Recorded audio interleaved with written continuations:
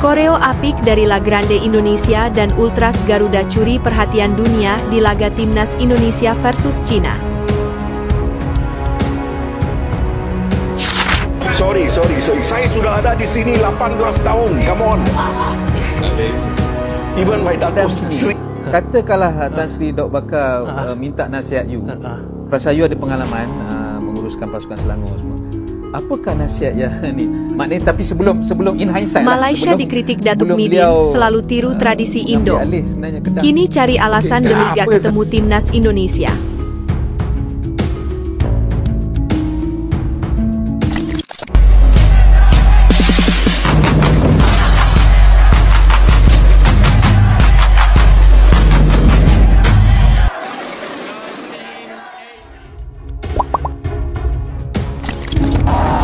Koreo apik dari La Grande Indonesia dan Ultras Garuda curi perhatian dunia di laga Timnas Indonesia versus Cina. Koreo apik dari La Grande Indonesia dan Ultras Garuda kompak mencuri perhatian saat laga Timnas Indonesia versus Cina di Stadion Utama Gelora Bung Karno, SUGBK, Jakarta. Timnas Indonesia saat ini menghadapi Cina dalam laga ke-9 Grup C kualifikasi Piala Dunia 2026 Zona Asia di Stadion Utama Gelora Bung Karno, Jakarta, Kamis, 5 Juni 2025, pukul 20.45 waktu Indonesia Barat. Sebelum pertandingan dimulai, dua basis supporter terbesar di Indonesia, yakni La Grande Indonesia dan Ultras Garuda membentangkan koreo yang mengagumkan. Dua supporter kompak melakukan beberapa aksi koreo sebelum pertandingan dimulai. Untuk La Grande Indonesia memulai koreo dengan menampilkan warna merah dan putih. La Grande Indonesia, LGI, menampilkan tokoh kesatria dengan pedang dan perisai berlambang Garuda tengah melindungi bentengnya. Namun, mereka memang membuat beberapa koreo yang sangat memukau.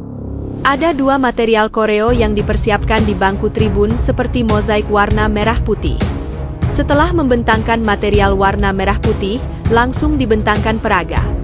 Ada koreo yang dibuat dengan tulisan berwarna kuning dan hitam yang bertulisan Showtime. Ini menunjukkan bahwa saat ini waktunya pertunjukan Timnas Indonesia melawan Cina. Mozaik ini dipamerkan oleh supporter saat God Bless dan Judika menampilkan hiburan dan menyanyikan lagu. God Bless yang menyanyikan lagu berjudul Rumah Kita itu berdiri tepat di depan koreo merah putih dari La Grande Indonesia. Setelah itu, Judika menyanyikan lagu Bagimu Negeri dan Indonesia Pusaka, sehingga pertandingan supporter pun terlihat sangat antusias. Saat Judika selesai menyanyikan lagi itu, sosok kesatria lengkap dengan pedang dan perisai berlambang Garuda dibentangkan. Sebenarnya tak diketahui secara jelas siapa sosok kesatria itu, tetapi tak sedikit pihak yang menyebut bahwa itu adalah Gatotkaca yang terlihat gagah melindungi bentengnya. Seperti diketahui, Gatotkaca adalah putra Bima dari pernikahannya dengan Arimbi. Dalam versi aslinya di India maupun dalam versi pewayangan Jawa, Gatotkaca adalah sosok yang punya kekuatan luar biasa, karena ia dikenal sebagai satria dengan julukan otot kawat tulang besi. Selain La Grande Indonesia yang menunjukkan koreo apik ini, ada juga Ultras Garuda yang tak kalah. Mereka juga membuat koreo luar biasa dengan gambar Garuda yang terlihat terbang menuju bendera Amerika Serikat, Kanada, dan Meksiko.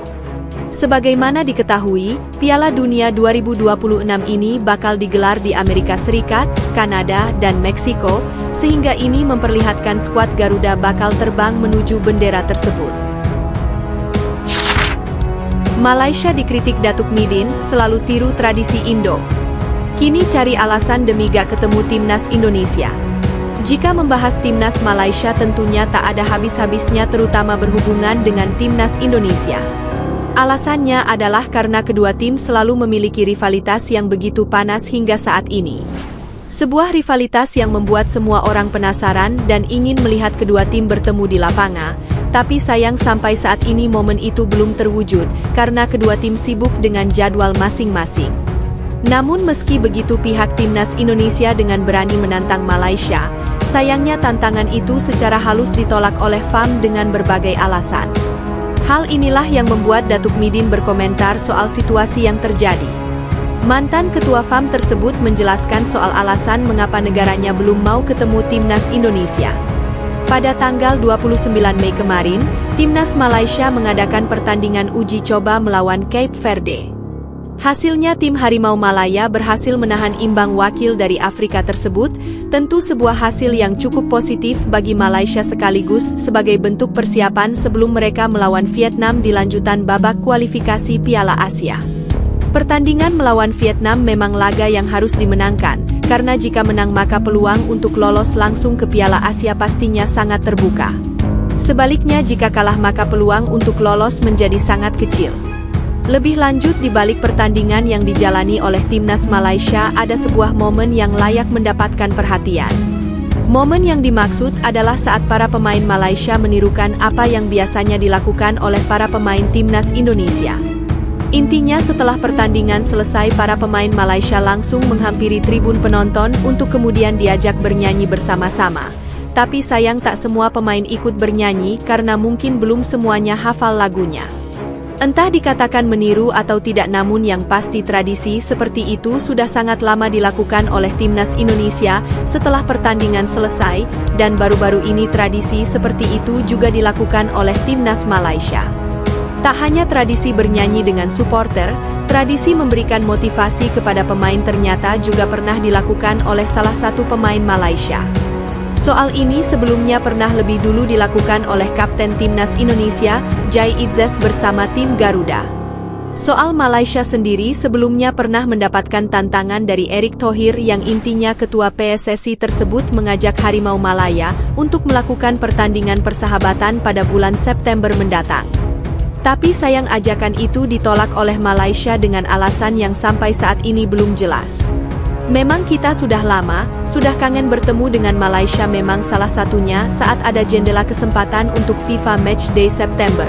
Kan kita mengundang Malaysia juga sebelum kita memastikan ada Kuwait dan Lebanon, kata Erick Thohir.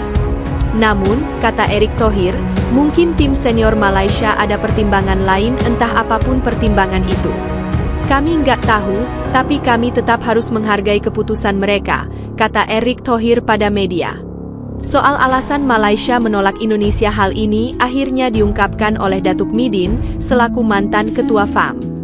Bagi Datuk Midin dirinya menjelaskan soal perbedaan kualitas dari kedua tim terutama pemain-pemain Indonesia yang berasal dari Eropa. Menurutnya jika pertandingan antara Timnas Indonesia dan Timnas Malaysia terjadi maka pemain Indonesia yang berasal dari Eropa akan memberikan pengaruh yang sangat besar di lapangan. Datuk Hamidin kemudian menambahkan jika dirinya masih menjabat sebagai Ketua FAM, ia akan menerima tawaran tersebut. Erick Thohir pernah nak ajak kita lawan pada last year, saya ingat tapi kita tak dapat ada timing semua under 23, tak saya ataupun senior tim. Tapi kalau ada ruang bila untuk Free Fire kalender tak ada salah untuk kita bermain dengan Indonesia sama ada senior tim atau under 23, kata Datuk Hamidin. Kita tengok kesesuaianlah masa dan juga ketika tuh kedua-dua pasukan Malaysia benar-benar ketemu Indonesia dan tidak bisa menolak saat tim senior Malaysia masih mencari alasan soal penolakan mereka kepada Indonesia.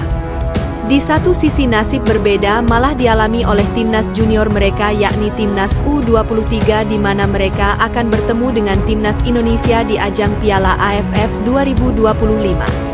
Pertemuan tersebut akan diselenggarakan pada tanggal 21 Juli mendatang di Stadion GBK. Sebuah pertemuan yang pastinya tidak bisa ditolak karena sudah ditentukan oleh panitia. Dan dalam hal ini AFF tentu sebuah pertemuan yang sangat menarik, karena meski tidak timnas senior yang main tapi yang bermain adalah pemain U23.